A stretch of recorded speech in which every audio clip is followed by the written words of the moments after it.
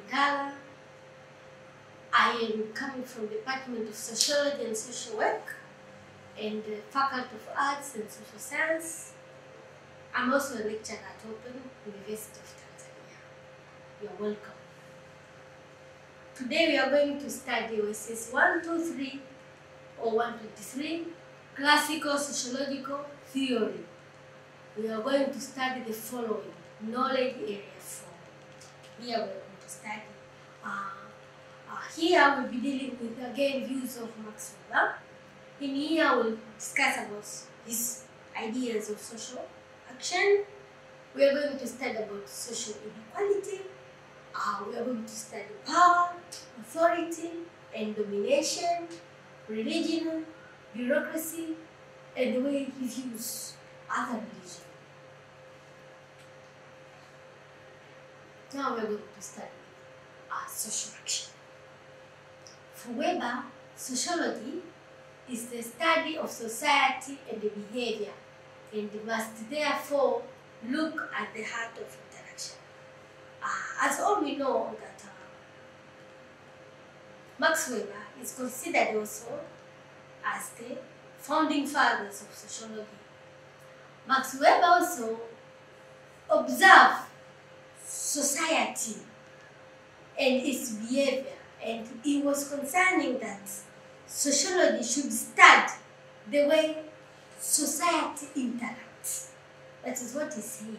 He said that because sociology is the study of society and the behavior, and must therefore look at the heart of interaction.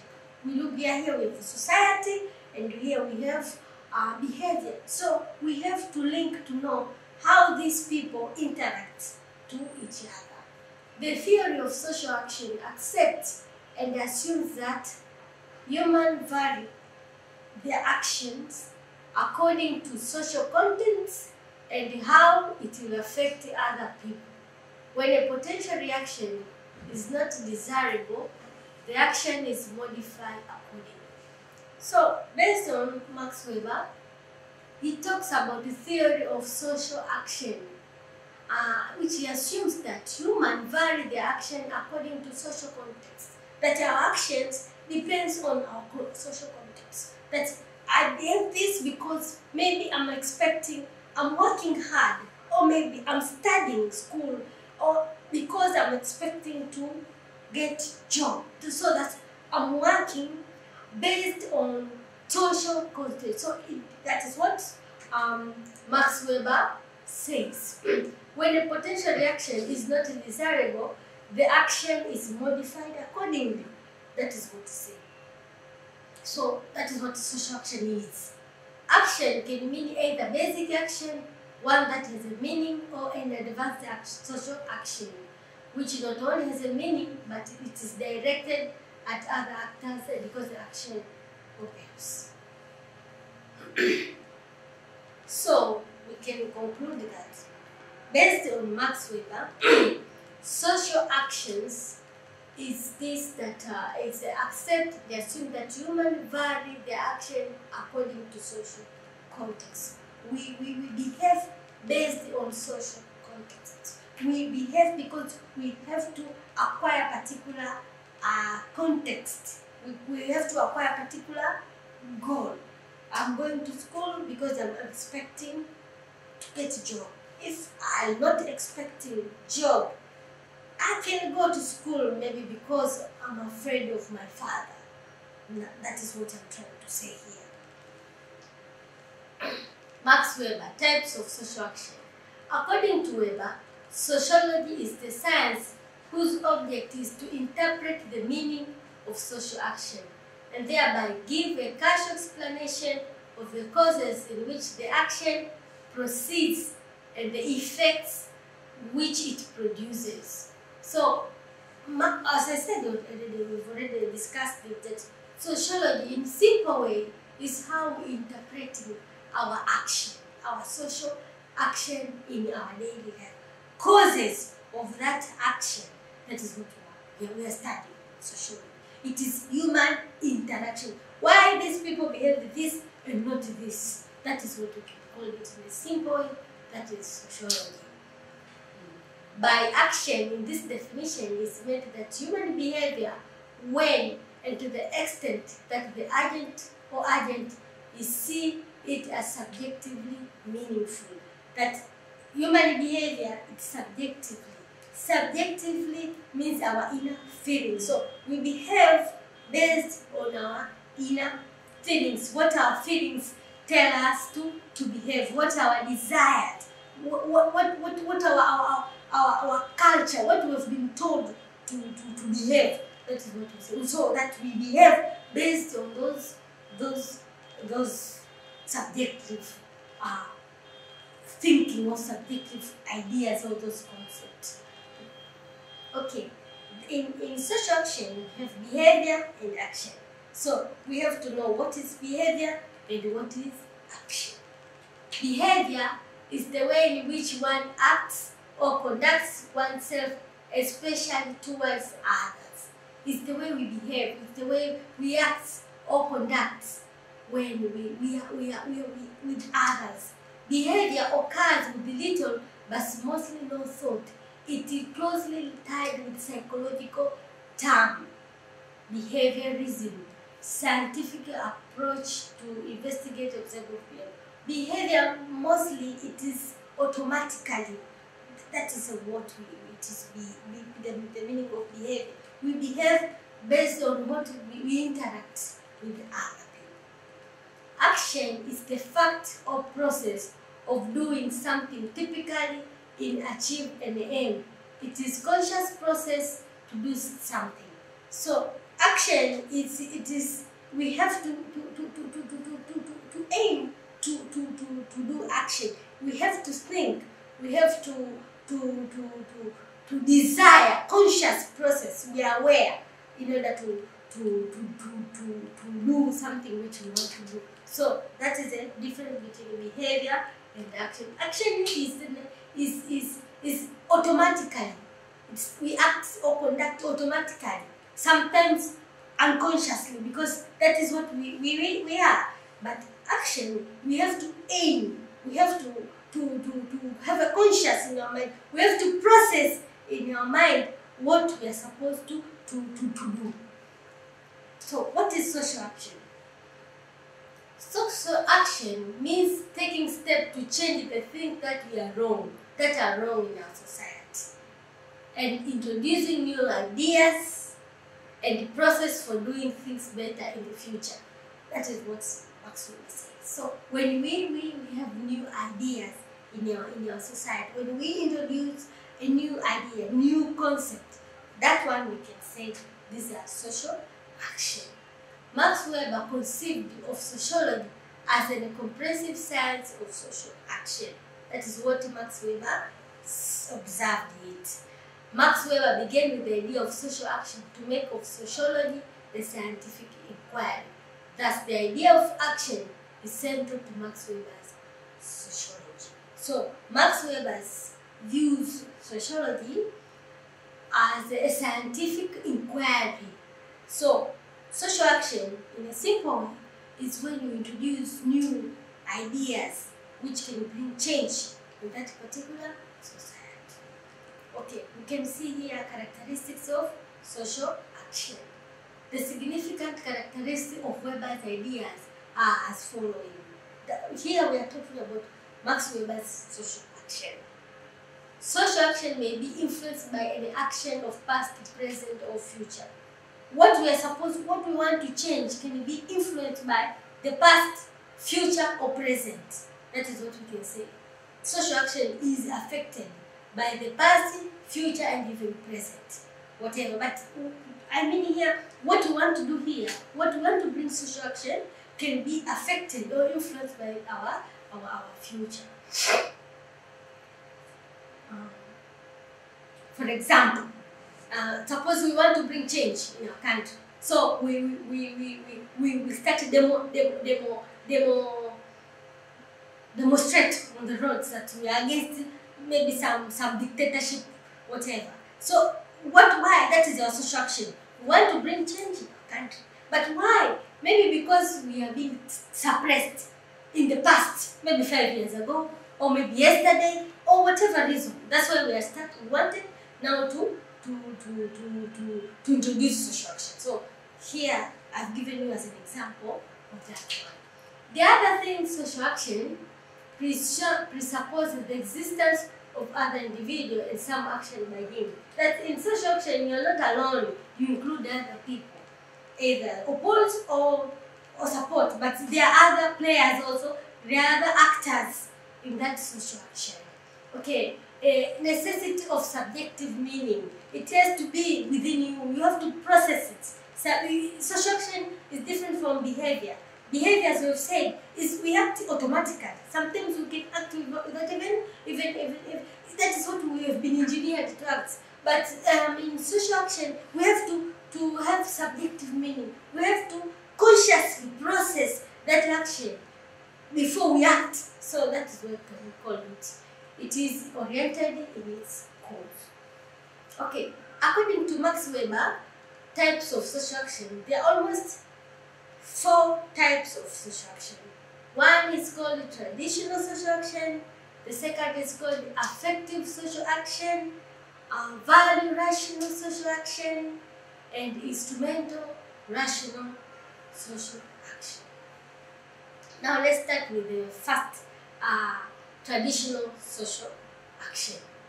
Action controlled by traditions. There are some action or social actions which are controlled by our traditions. Logical orientation is not conducted. In this one, we don't reason, we just go based on our tradition, what we've been taught to do or what we've been done for many generations. So we are only doing because we are doing. There's no a place for logic. Logic means there's no place for reasoning. It occurs when the ends and the means of social action are fixed by customs and traditions. The established pattern of behavior in terms of custom, ritual, convention, beliefs are adopted. As I said here, this type of social action is controlled by our traditions. So we have no place for a logic. For example, if maybe it is in your culture that a woman should be married when he's 18 years old or when he's 16. There's no questioning about it. We have to follow tradition. There's no reason why you should not marry or you should marry. No. The point is, it is been done, that is the way we are doing. So once a girl is reaching 16 years old, someone has to be looked, a husband should be looked, they should be married. There's no questioning about it. So that is one example of traditional social action. These patterns are taken for granted and no question of how, why, and what is asked. In such action, cultural values play important roles because they are diverted such values. So in traditional social action, there's no place to question. It is because of cultural assets and the values of our society are put. So we don't question, we just follow. Another type of social action is called affective social action. Action determined by one's specific affection and emotional state. You do not think about the consequences. Here the feelings of people are considered. Such action is neither rational nor traditional. Such action is unplanned. It is done according to the feeling of an effect upon the actor. That one is based on emotions. It has no traditions behind it. Someone acts based on his feelings. Value rational social action. Action that is determined by conscious belief in the inherent value of a type of behavior. It occurs when individuals use effective means to achieve goals that are set by their value. Such action is done for the pursuit of a value of highest. Really, truth can be named as absolute. Truth, faith, sacrifice, and the beliefs are its example in religion.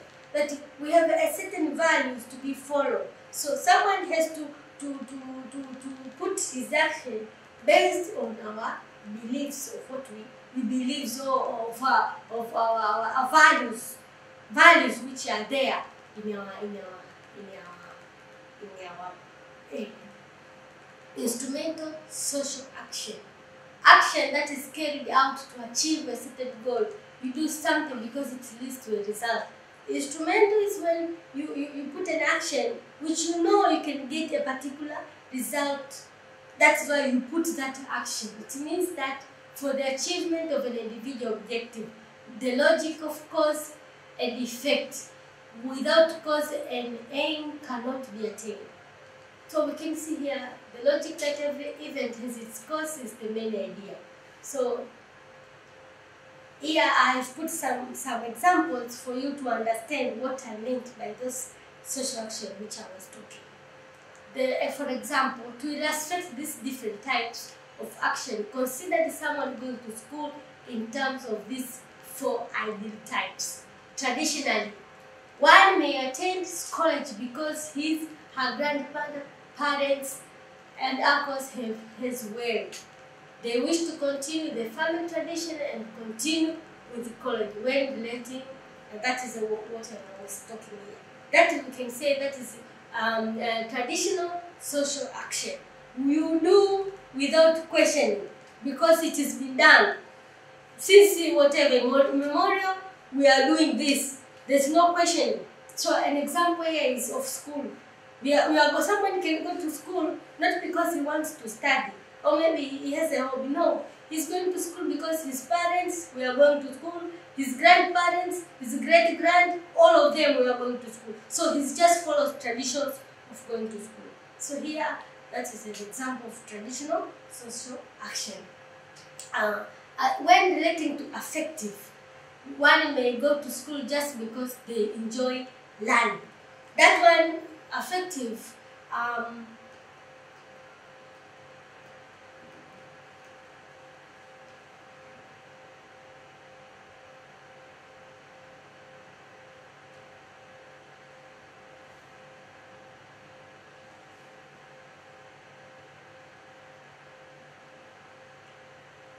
one may go to school just because they enjoy learning. They love going to college, whether or not to make them broke. So that one, affecting. So someone is going because it is hobby. It's going because he's going. Doesn't matter. He gets marks. He doesn't get marks. The school breaks his heart or what. But because he likes to go to school, he's going. That is called affecting. With value rational social action, one may attend college because it is part of his religion that every must receive the proper education. Therefore, he attends the reason for that one. Value rational social is going because according to those people, say that maybe it has a benefit of going. For example, religion, or maybe from it's the way they are doing. It is a pride. It's a prestige in their society, in their community. So they are doing that one because of the value. What will he get from that? When I'm attending school, I will be respected by all members and they'll be seen as a courageous person. So he's going to school because of that one. That one is called value rational social action. And another one is called instrumental social action. One may go to college because she may want an amazing job in the future, and in order to get that job, she must go to college. So this one is instrumental. The instrument of you doing that thing. What makes you doing that? You know the ends that I will get something from this one. So let me go to school because after I finish this one, I will get a job. That one is called instrumental social action. So evaluation of verbal social action theory, we recognize that we need to understand individual meaning to understand how society changes. That one we call it positive. And negative, still too much focus on society shaping the individual. Symbolic interaction and that individual have more freedom to change their identity. So here, evaluation of social action theory, Max Weber says that we have to observe positive, the way individual behave based on understand individual, meaning to understand how society changes. Through individual, we can observe how that society changes. We can see an individual person.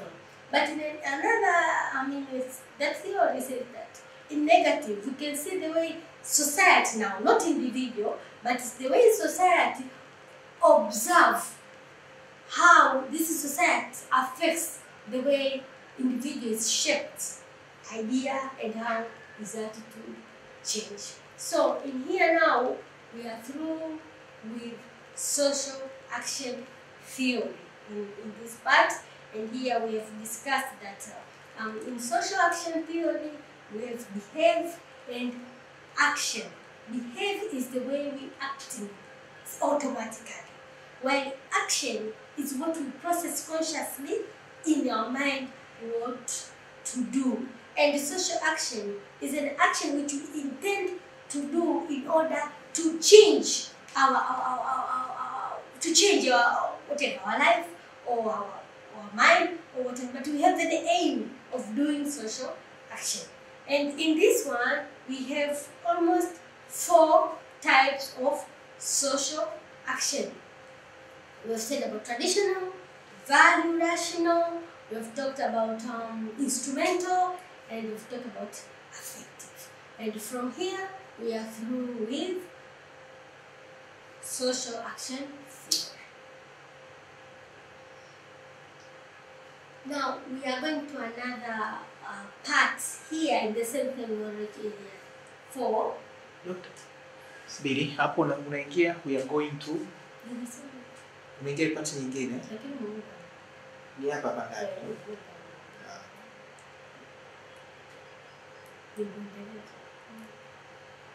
Sawa.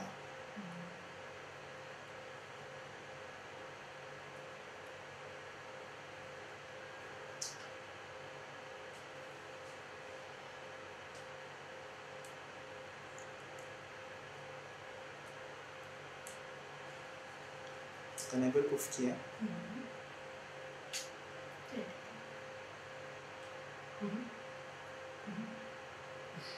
Hapa. We are going up upon answer. Now we are continuing with our study, and we are going to another subtopic within our knowledge area 4. It is called social inequality. What is social inequality? We base on Max Weber's views on social inequality. Occurs when resources in a given societies are distributed unevenly, typically through norms of allocation that endanger gender-specific patterns along lines of socially defined categories of persons. Social inequality is when there's no inequality of resources distributed in equal in a society. It can depend on norms and other things, but when we say social inequality based on Weber, we mean that when resources are not distributed equally. It is a differentiation, preference of access of social goods in the society through about power, religion, kinship, prestige, race, ethnicity, age, sexual orientation, and the class. Social inequality usually implies the lack of equality outcome, may alternately be conceptualized in terms of the lack of equality of access opportunity. As I've said here, that social inequality is when resources are not distributed equally in a society. Why? There are so many factors. It can be because of power. Power can make people to be religion. Religion can be also make other people to be seen as superior than others. Others can be religious. They are priest people. Maybe they are people of God. Others can be seen maybe not good people. That one. It can be kinship. It can be prestige. It can be race. ethnicity, gender, even gender can also be making people to be in a social inequality. Can be age which we have. Children maybe not receive equally as compared to younger people, or maybe old people can be denied some resources in our society because they are old. So that is the reason of social inequality. Can it be also sexual orientation? It can be also be a class. So there are so many reasons which can make social inequality in any society. Social rights include labor market, the source of income, healthcare, and the freedom of speech, education, political representation, and participation. Those are social rights which every member of society is supposed to get. Social inequality also, it linked with economical inequality. Usually described on the basis of unequal distribution of income or wealth. Is a frequently studied by type of social inequality. So sometimes social inequality is linked with economic inequality. Even though social inequality, it can have a big picture, not naturally material wealth, but can have also other things. But in a simple and a big picture, we can say also there is a relationship between social inequality and the economic inequality. Okay, Max Weber develops three-component theory of stratification and the concept of life chances. He emphasized the difference between class, status, and power, and treat these as separate but related sources of power, each with different social action. So, social inequality also, I didn't not explain before. It has a similarity with social stratification. It is almost related, but in social stratification, we have different classes. People are being divided based on their classes, but also these classes also are not wealthily or material-wise or not distributed equally. So it's some sort of social inequality.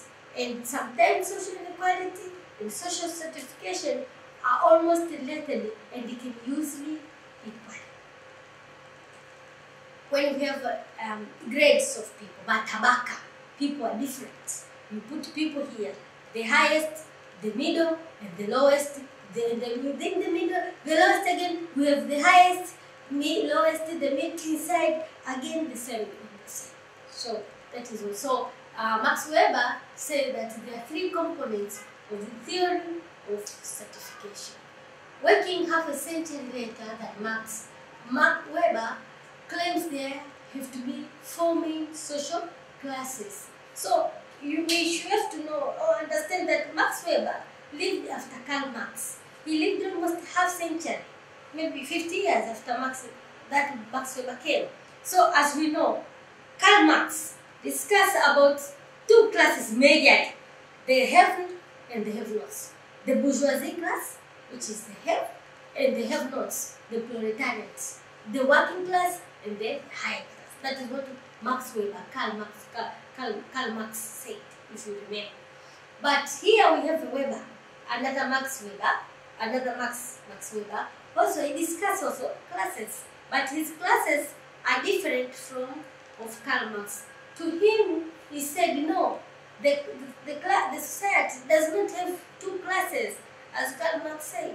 But no, society has four classes. In those classes, he said there is the upper class, there is the white-collar workers, the petite bourgeoisie, petite means small bourgeoisie, and the main working class. So that is Max Weber's definition of social inequality or social stratification.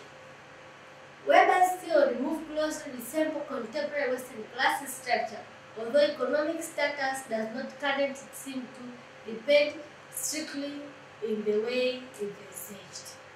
Weber derived many of his key concepts on social stratification by examining the social structure of Germany those days. He notes that, contrary to Marx's theory, stratification is based on more than simple ownership of capital. So, That is Max Weber. Max Weber said there are four classes. And these classes are not in war, as Karl Marx said. These classes are interdepending on one another. They depend on one another for their survival. And as Marx said that the main problem of these classes is capital. But Max Weber said no, it is not capital. They are more than capital. It is more based on more than simple ownership of capital. That is what Max Weber says. Weber examined how members of an aristocracy lacked economic wealth yet had a strong political power. According to him, that in those days there were aristocrats. Aristocracy are people who are based on their birth in Europe.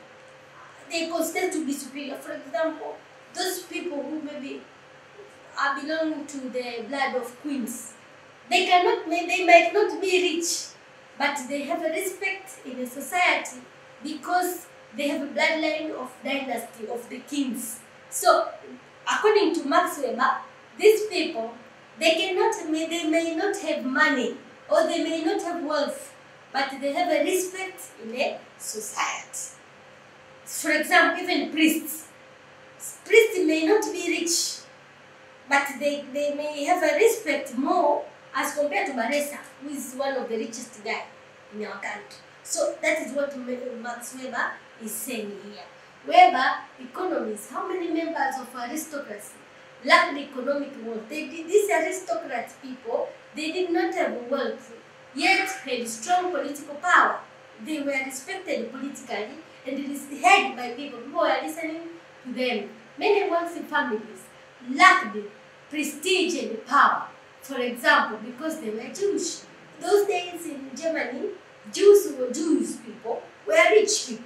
Majority of the ruling class, the rich people were Jewish people. But these Jewish people had no respect. They had money, they had wealth, but to people, they are not respected by people. So that is what Marx said. You can have money, but not necessarily that you are respected by people. No, they are more than a capital, according to Marx.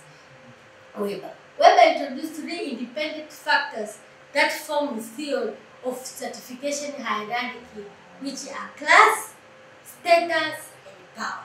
So, opposite from Karl Marx, who say that our society, we have two classes, the haves and have-nots, the bourgeoisie, who are the haves, and the have-nots, the proletariats, and that the haves, they have capital, and those who are working class have nothing.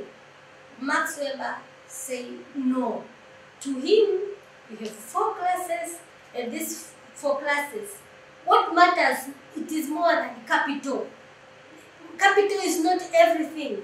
There is a more than capital. For example, as he said here, the Jewish people had wealth in Germany of his time, but they were not respected as compared to priests who had nothing but had respect of the community. Okay, what is class? Based on Max Weber, class is a person's economic position in the society based on birth and individual achievement. Weber differs from Marx in that he does not see as the supreme factor in stratification. So, what is class?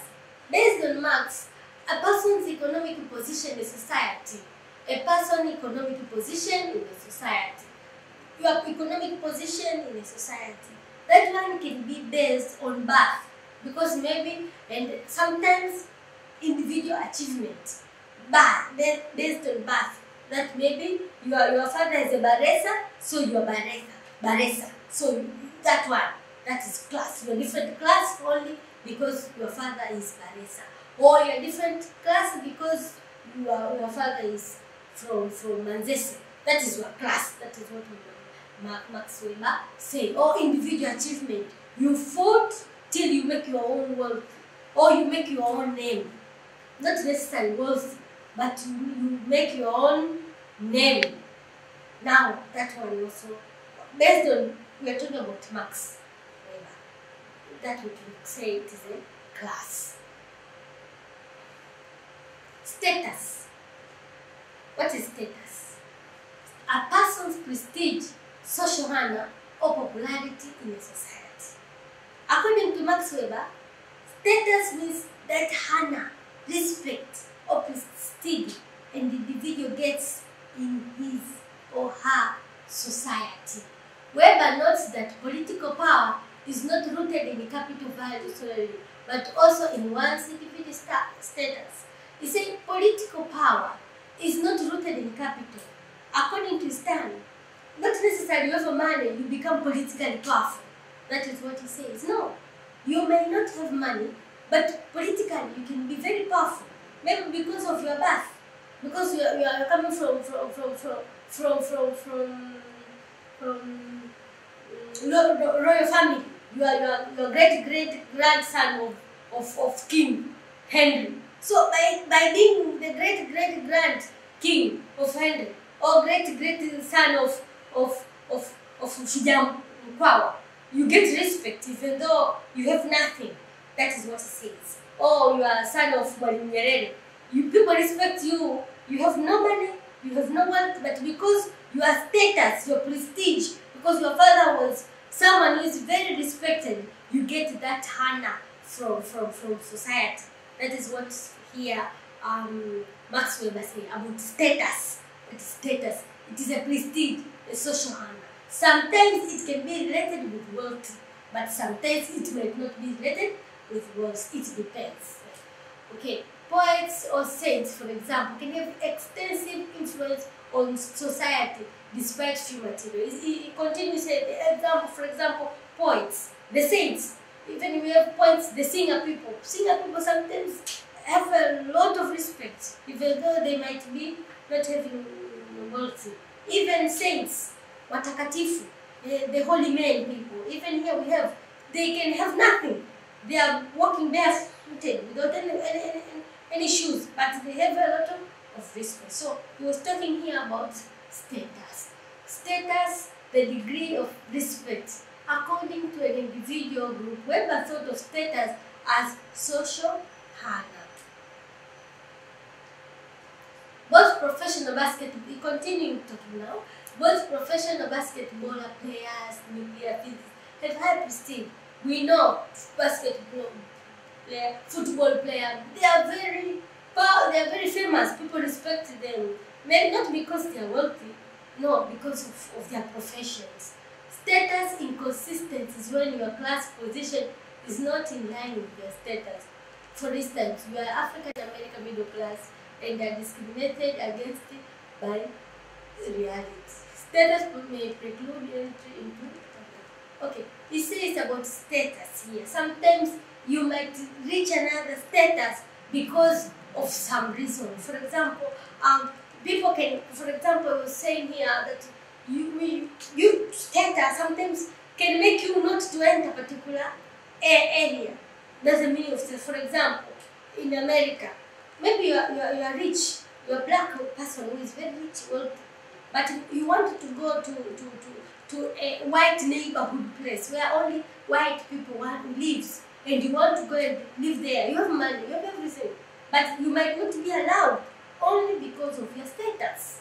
That maybe you are black. So being black, even though you are rich, you are being considered as poor or you are backward and whatever. So you might be denied a place on that place. That is what we mean by the word status. It is a social honor. Another thing Max Weber talks is about power. A person's ability to get their way despite their resistance of others, particularly in their ability to engage social change. Is, for example, individual government jobs, even presidents have that power, even the rich people sometimes, employees of the prestige corporate, chief executive officers, CEO, those types of people. So that is what we say power. When we mean power, is a person's ability to get their way despite the resistance of others. You get what you want in spite of other people say no, but because of your power, you can get what other people can resist against. it. That is what we call power. It is a way to create social change. You can put your change on people, either they like it or not. For example, power can be exercised with people like the president, can be ministers, chief executive officer, and those who are in a high political social ladder. That one also has power. Okay. Powers. In power again, he introduced another thing which called parties. He said that sometimes in order to get power, especially political power or any power, he encouraged people to join in parties. When you join in parties, you become powerful because you are not alone. You can use other members in order to get what you want. So he suggested also in political power, you can form your parties, political party, commercial party, chamber party, I don't know, those type of party, economic party, wajasiriamali party, which can say about your interests. And that also, it can become more, can make you powerful, can give you power rather than being individual. So where do we get this authority? Where do we get this authority? Where do we get? It said, okay, we've talked here about, we've talked about almost these classes of Max Weber. We know that he has almost 4 classes. Again, we've discussed here about social inequality and how social inequality can be created. Max Weber says it is behind capital. That capital, of course, it is one of them, but it's not per se, 100% that capital it can rule. In social inequality, we can have status, we can have status, we can have class, we can have power.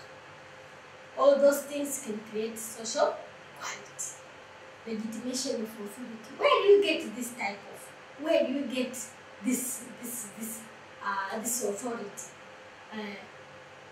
3 ideal types of authority.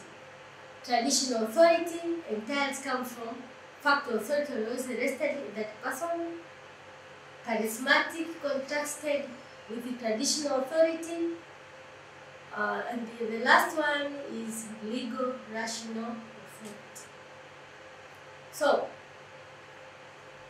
in power, as I've said, it is a way of you to get what you want, in spite of all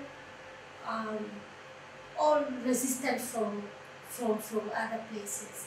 Power means every chance with the social relationship to assert one's will even against opposition. So when you get power, when others are against, you still get what you want. The probability that an actor will be in position to carry out his own will despite resistance, regardless of the basis on which the probability recedes. The chance of a man or a number of men to realize their own will even against the resistance of others. That is what we can call it power. Authority or domination means probability that commands will be obeyed, complied with. Without exception, every sphere of social action is profoundly influenced by structure of domination. Domination also translates to imperative control. Domination means authority, always one side of command, obedience. Domination or authority means is on one side. Is someone who puts some commands or order to someone. That in a simple way means domination. There's no two way. It is one side. Someone who is authoritative with authority, with domination, and he puts his will, or they put their will, or if it's organized, to other people. That is what we can call it domination. And according to Weber distinguished the ideal type of those type of domination sometimes we call authority, sometimes we call domination, that where do we get power from this type of power? Or where do they get? How, why? One of the reasons is through charismatic authority. Charismatic is familiar and religious. Sometimes we are being respected because of family, because he's the father. So we respect only because he's my father, nothing else. It might be very weak. It might be very, maybe he is very unhealthy.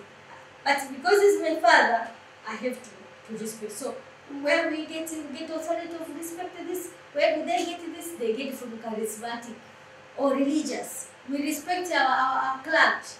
We respect our priests because only they are our leaders. We assume they're leaders. So religious. So that is one thing. Another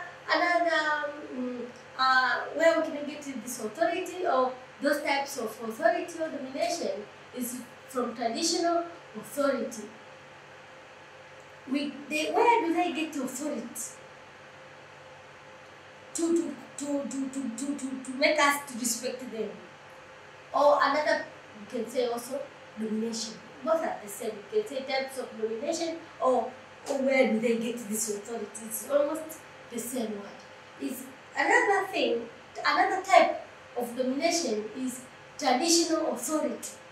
Traditional authority through patriarch, patrimonialism and feudalism.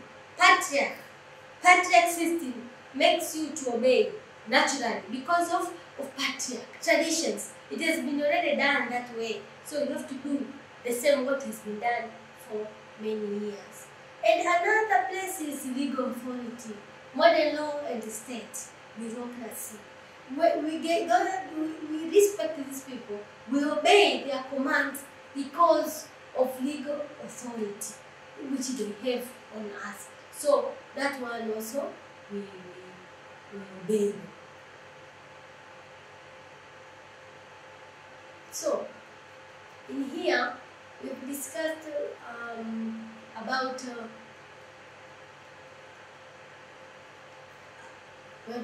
about types of social inequality. We've discussed about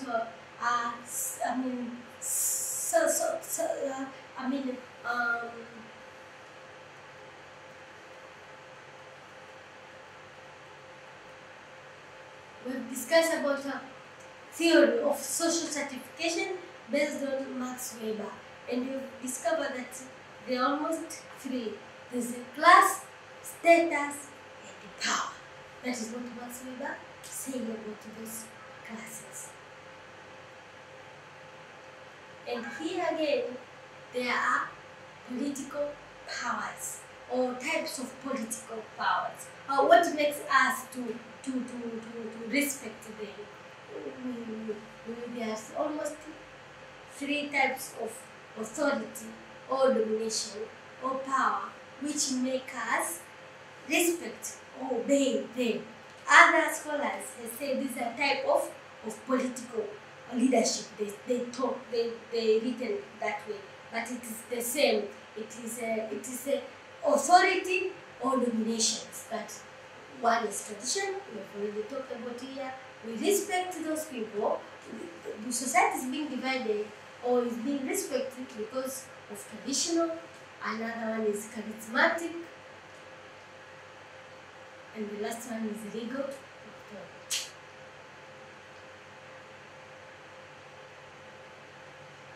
From here now, we come one of the end of this social rights, the subtopic. Now we are continuing with other subtopics here. Weber's work in the field of sociology of religion started with the essay Protestant Ethic and the Spirit of Capitalism. Weber saw religion as one of the core forces in society. Here we are discussing about sociology of religion based on Weber's.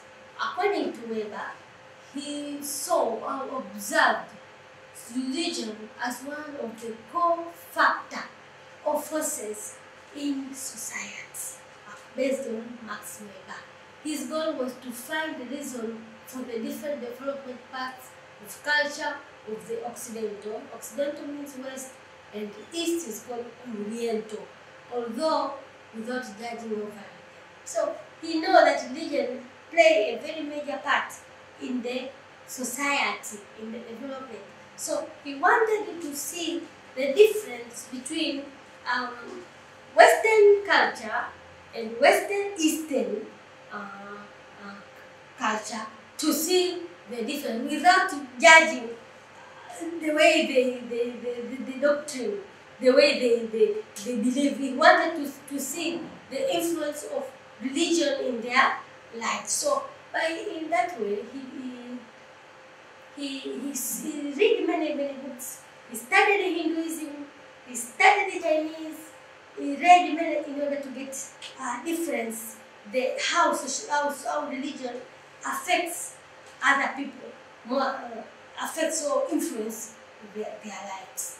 Weber also proposed social evolutionary model of religious change, showing that in general society have moved from magic to polytheism, to pantheism, monotheism, and finally ethical monotheism. Based on Weber, also he suggested that we should change our mode of religion. That as a society in general, we have moved from long far away. We started with polytheism. Polytheism, when you have many theism, gods, theism, God, many gods. So from there where we have a lot of many gods, we go to pantheism, when we believe in everything. Everything is a cause of something. Then we go to monotheism. Monotheism, when we believe in only one God, and define that we have ethical monotheism. So he proposed that we have ethical monotheism. When there's the ethics, but monotheism, one God with ethics. That was, we proposed that Western society should have such type of religion. Okay. Weber wanted primarily to explain the distinctive element of the Western civilization.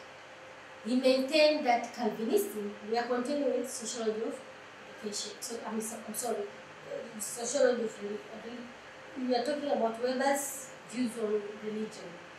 He maintained that Calvinist and more widely Protestant religious idea had a major impact on the social innovation, on the development of the economic system of the West, but noted that they were not the only factors in the development, as we said earlier.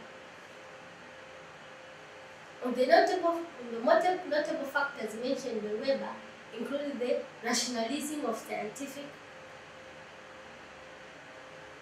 pursuit, merging observation with mathematics. So here again, he accepted that yes, it is true, Calvinism, which is part of Protestantism, has brought some change and development in Europe, but it is not alone.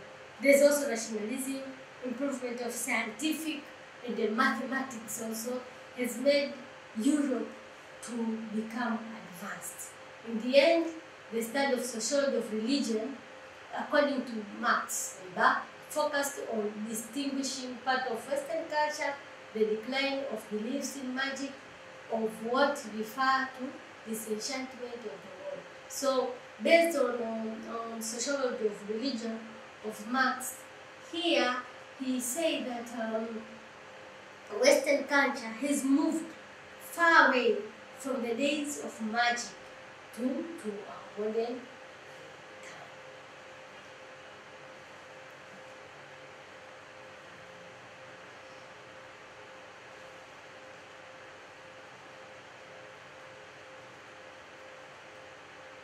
What is religion? Weber also proposed a social evolution model of religion change, showing that in general, society has moved from magic to polytheism, then to pantheism, monotheism, and defined ethical monotheism, as I said earlier. According to Weber, this evolution occurred as the growing economical stability allowed professionalism and the evolution of ever more sophisticated priesthood. He said we moved because of advancement. That is what Weber said. A society grew more complex and encompassed different groups. A hierarchy of goals developed, and as power in the society became more centralized, the concept of single, universal God became more popular and desired. So, according to him, he wanted to move that. We have to move from the way of magic days to ethical monotheism. That is what Max Weber views sociology of the view religion in society. Max Weber published 4 major texts on religion in the context of economic sociology and other books. Weber gives religion credit for shaping a personal image. Now we are looking here what Weber says about religion. He said that it contributes in shaping people's image of the world, and this image of the world can affect their views to their interests and ultimately how they decide to take action. So he said that good religion is not bad, it's good because it gives us our views, how we see our world. Because religion helps to define motivation. It motivates us. Through religion, we are being also motivated. We believe that religion, especially Calvinism, actually helped to give rise to modern capitalism, as he asserted in his most famous and controversial book. So, Max Weber said religion is not bad. Sometimes it's good because it gives us motivation. It is through Calvinism, which is part of Protestantism, which made capitalism. It made people rich. So he is not against religion. He says it motivates people. In the Protestant ethic, Weber argued that capitalism arose in Europe because of how the belief in predestination was interpreted by them every day. He said that capitalism rose because of the reason how these people interpret. Because they interpret that if you are being blessed, if you have become rich, God also will bless you. So people fought, tried hard to become rich so that they can be blessed by God. That is what Max Weber discussed, that religion also play a major role part in creating development. Practically, Weber noted that this was difficult psychologically. Okay, he's talking about the same what I was talking about. Over time, the habitus with the spirit of capitalism lost their religious significance, and the rational pursuit of profit became an aim of its own right. Here I say that if people are being encouraged that you have to work hard, if you work hard, God will bless you. People that will work because of the faith from their religion, that they assume that God will bless them. By doing that, as the days goes on, they become rich and rich. At the end of the day, the coming generation here may have forgotten what is the logic behind of becoming hardworking. But that culture of working hard will remain in a society. That is what Max Weber tries to say here. The influence of religion in the development, especially in Western capitalism. Protest ethics thesis has much been critically refined and disputed in so many ways, but in a very short way, we can say that it is a focus and it tries to explain how religion played a very major role in our life as a member of society.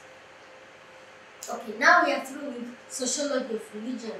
We've discussing about sociology of religion, we've discussed about authority, we've discussed about types of classes, types of social inequality, which Max Weber discussed there. He talked about 4 types of social inequality. He discusses about stratification, that is power, class, and status. We discuss what is authority, where do we get authority? We get authority from our tradition, we get authority from charismatic, from charismatic, and we get authority also from legal, would make us become, we respect those we respect the authority from legal, police, court made us to have respect on those type of authority. Again, we have talked about sociology of religion of Max Weber. Max Weber discusses a lot about religion in general. In briefly and broad way, he said that religion is very, very important in creating development. A good example is Protestantism, a sect of Calvinism, has stimulated development in Western society and created modern capitalism. That's what it's talking about. Now, as I said earlier, Max Weber was also very interesting in other religion. He discusses about Hinduism, he discusses about China. Here we will see how he observed Chinese religion and his relation to his Western or Calvinism religion. So, we have the religion of China. The religion of China is called Confucianism, and Taoism was Weber's second major work on the sociology of religion. If you read here, you find that he discusses, and some person, Mr. Wang, also makes some translation, but he went to study Chinese religion of Confucianism and Taoism. Weber focused on those aspects of Chinese society that were different from the Western Europe, especially those aspects of contrasted with Puritanism. His work also questioned why capitalism did not develop in China. He focused on the issues of Chinese urban development, Chinese patrimonialism, officialdom, and Chinese religion and philosophy, primarily Confucius and Taoism, and the areas in which Chinese development differ most distinctly from Europe. So here again, he discusses about why the China, meaning capitalism, did not develop in China. They have patrimonialism, patrimony, from the word patriarch, officialdom, hierarchies, Chinese religion, and their philosophy. But all those has made them to develop, but they did not develop capitalism. So the reason is why they did not develop capitalism. As I said earlier, Max Weber was also observed religion of Far East, especially China and Hindu, and he was interested. He went and he found that Chinese religion or Chinese community had philosophy, had patrimonialism, but it didn't develop capitalism. So, according to him, that Confucianism and Puritanism are mutually exclusive type of rational thought. These are different thoughts from West, from East, each attempting to describe a way of life based on religious dogmas. Both this Puritanism, it is a branch of Calvinism and Protestantism, and the other way we have Confucianism here. These are where all of them try to explain how we are supposed to live, but in religious way. It has many foundations of people to live, but they have to live based on their religious dogmas.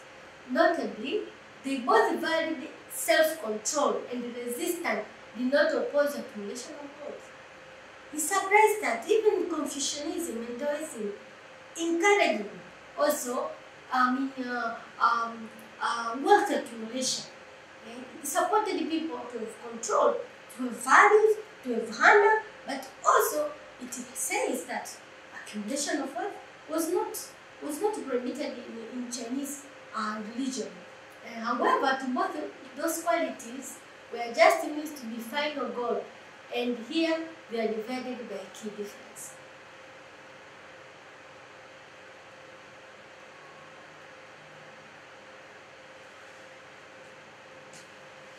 Confucianism goals was cultural status, position, while Puritanism goal was to create individuals who are tools of God. So the difference between Chinese and Western people, especially in the accumulation of wealth, is that the Confucianism's goal was a cultural status position.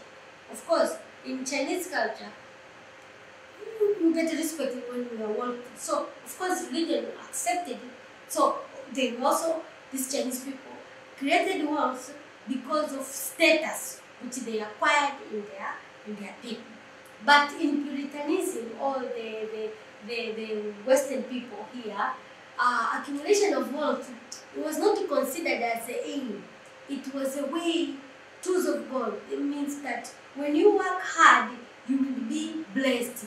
You will get approval from the God. So that was the difference between Chinese religion and this one, Protestantism religion. And that is a major reason. That's why I say that is a major reason that in eastern parts of the world, China society, capitalism did not develop because they lacked some sort of Calvinism, which he was trying to preach.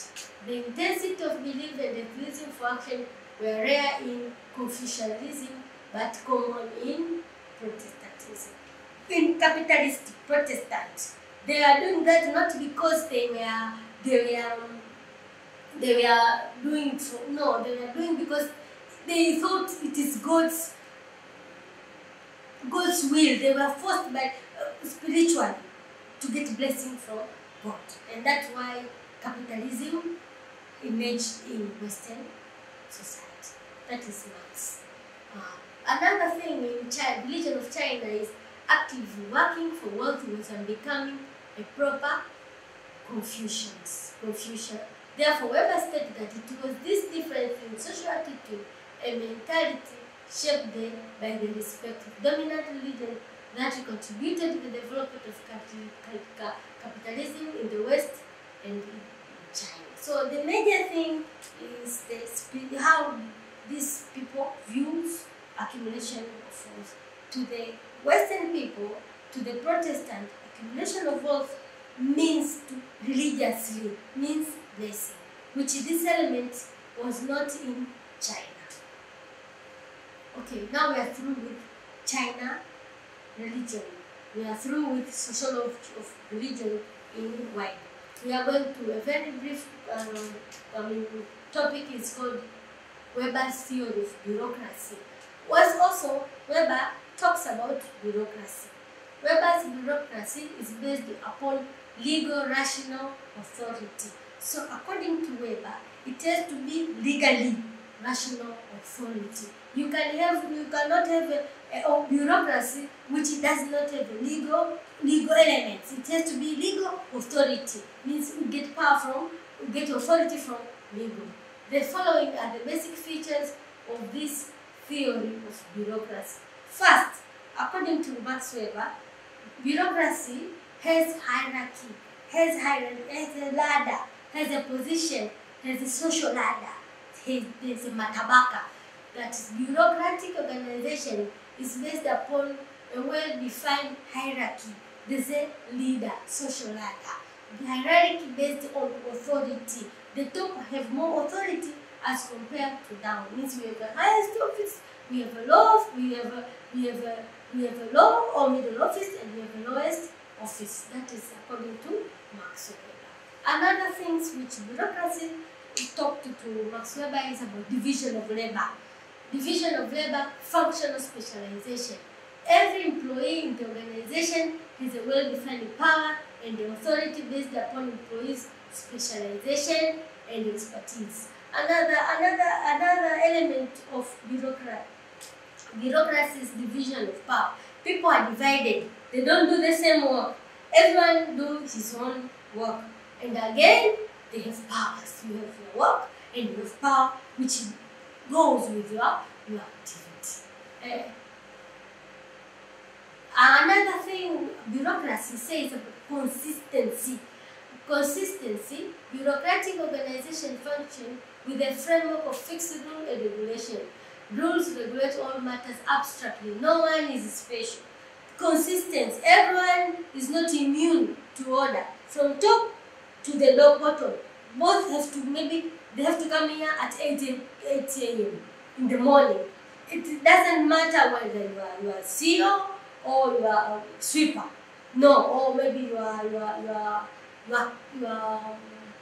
office clerk or whatever. But the law says that every employee has to attend or to be at the office during 8 p.m. So that law or whatever, it cuts across everyone, and that's what we can say, that is consistency. Qualification. The bureaucrats should be properly and scientifically selected. In a bureaucratic system, we take people who are qualified in particular needs based on that office or that corporate which wants. You don't take anyone. No, you take specific someone for a specific duty. That enables efficiency of bureaucracy. For example, you can have PhD people, you can have masters people, you can have bachelor's people, you can have associates, you can get diplomas, or wherever. That depends on the needs of that institution. Such a bureaucratic organization specifies the duties and responsibilities of bureaucracy. Authority implies responsibilities. Every bureaucratic organization functions with a specific procedure laid down by the organization. This procedure is laid down for performing their duty. That is what we mean by bureaucracy. One of the unique features suggested by Weber is the impersonal approach of an employee. Every employee should function with an impersonal approach while performing duty. Means you should be immune. There's no relationship. There's no, when you are in duty, you are supposed to be serious. You are supposed to be engaged with your work. There's no way maybe you bend what you are not supposed to bend because maybe this is your relative or whatever. You have to be strict on what you are supposed or what you've been directed.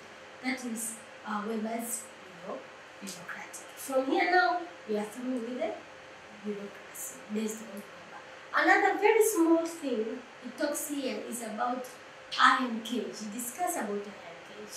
In simple, he says that Max Weber's concept of the iron cage is even more relevant today than when he first wrote about 1904.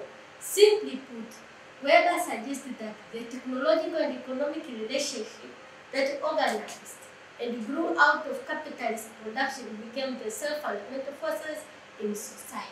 Thus, if you are born into society organized this way, with division of labor and hierarchical social structure that comes with it, you can't help but live within system. That is the reality in our times, that we have to live in a particular system. For example, you have to go to school, even if you don't want to go to school, you are forced to go to school. That is supposed to be. If you don't want to go to school, how will you live? That is what Max Weber said. Iron cage. You are trapped on a particular cage. You have to go to school, you have to get a diploma, you have to get a job. That is what you're supposed to do. Iron cage. You cannot escape from this system. And that is what Max Weber talks about capitalism. That you have to live in the structure which has been already laid. You can't make your own cake, your own way. Maybe even if you don't want to go to school, you have to get a job in order to go to cultivate your field. So where will you get? How will you get? So this is a system which is already made, and you have to follow. That is what he's talking about. That I said iron cage.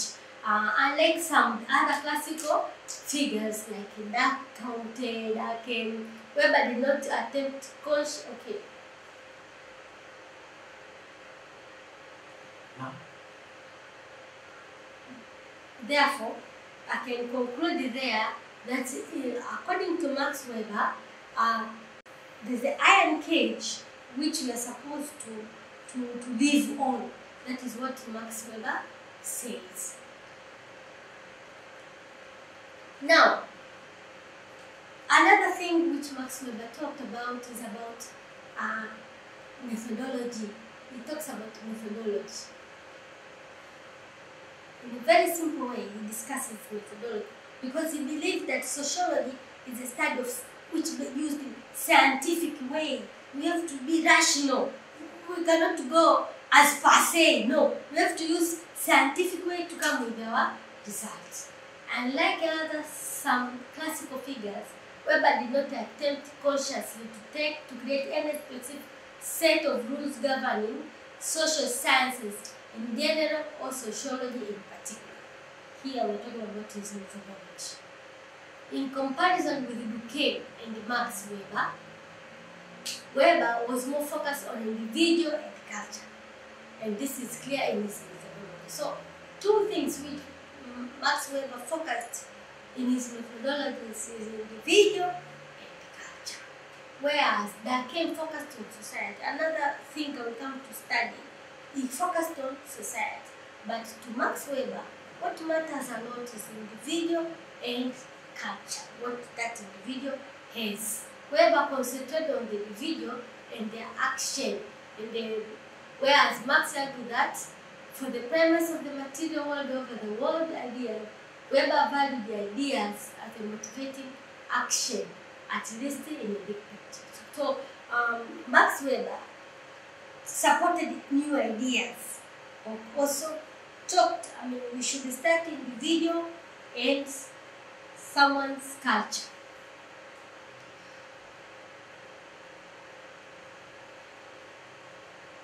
Another thing is also Max Weber concerned with the question of objectivity and the subjectivities, our inner feelings. We must consider with that one, which makes us to play our action.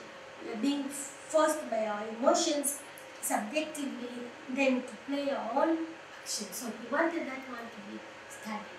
Also, Weber distinguished social action from social behavior, noting that social action must be understood through how individual subjective related to one another. Social behavior is a behavior automatically, we do everything. But in social action, we have to consciously process that action. So he wanted you to study that one and do and observe how we make our how do we behave through our social action and how we relate to others. What makes us to behave that way when we interact with the other members of society. Study of social action through interpretive means must be based on understanding the subjective and the purpose that individuals attach to their actions. So I'm repeating again in another way that he wanted people to be studied their inner emotions, their feelings, in order to know how do they behave, how do they make their own social action through their inner emotion. Social action may have easily identified and objective needs, but more subjective aims and the understanding of those aims by scientific subjects yet. Weber noted that the importance of subjective in social sciences makes creation of foolproof universal law much more difficult than in natural sciences, and that the amount of objective knowledge in social sciences may achieve is precariously limited. That when we study the subjectively, when we study someone's emotion, we will understand how individual plays and how someone's culture plays in the big picture of society. That is what the is trying to say here. Thus, in short, that is what we've talked about. This is knowledge area 4. We have discussed a lot of things here, but in a brief way, we can say here we've studied about types of classes of what Max Weber discusses. There are almost 4 types of classes. He is also considered that in social equality, capital is not important. There are other factors which can also make society stratified. He said that you can have power, you can have status, which you call it a social hand, a prestige. That one also can make you high, even though you have nothing, but you have a status. You are a priest. You give us sacrament every day. So by giving us sacrament, we think you are holy. Being holy again, you are higher than even rich people. So that one also can say that way. Again, why do we get this authority? How do we respect these people? Where? We respect these people first from charismatic. Charismatic.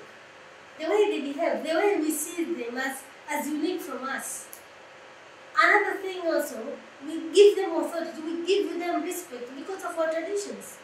Since you were a child, you have been told these are your parents. So by the virtue of being only parents, you respect them, nothing else.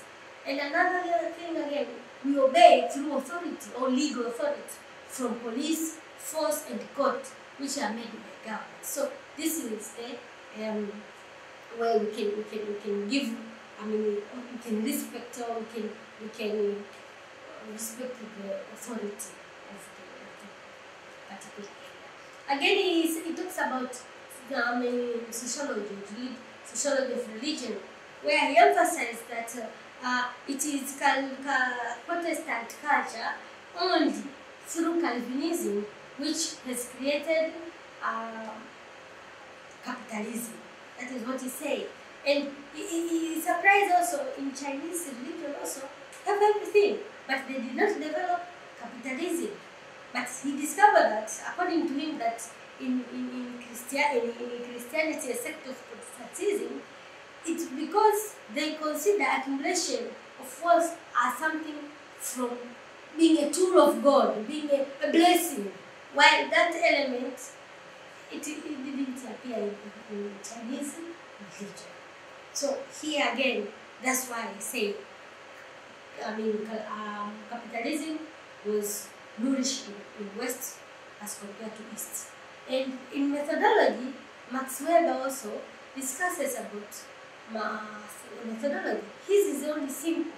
He said that we have to go and investigate individual and this culture and see how we interact in a big picture. And that's all. He didn't want to confuse himself with so many ideas, but he said you have to go to individual, study and study culture, and see his action, the way he interacts by his other members of society. Then you can know. Thank you very much.